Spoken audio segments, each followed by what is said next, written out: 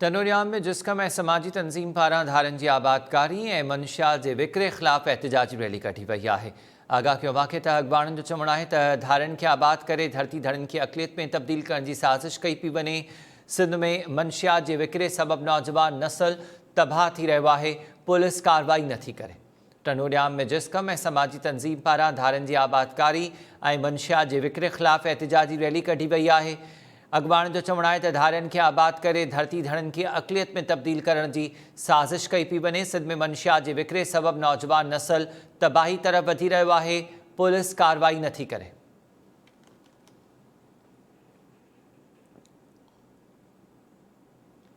हैदराबाद जे शहर टंडोरियाम में जिस्कम ऐं समाजी तंज़ीम पारां धारनि जी आबादकारी ऐं धारनि तरफ़ां मंशियात जे विकिरे ख़िलाफ़ एहतिजाजी रैली कढी वई आहे। अख़बारनि जो चवणु आहे त धारनि खे आबाद करे धरती धड़नि खे अक़लियत में तब्दील करण जी साज़िश कई पई वञे। सिंध में रहंदड़ गैर क़ानूनी तौर धारिया मंशियात समेत गैर क़ानूनी कमनि में मुलविस आहिनि। मंशियात जे खुलेआम विकिरे सबबि नौजवान नस्ल तबाही तरफ़ वधी रहियो आहे। पुलिस का कार्रवाई नथी करे।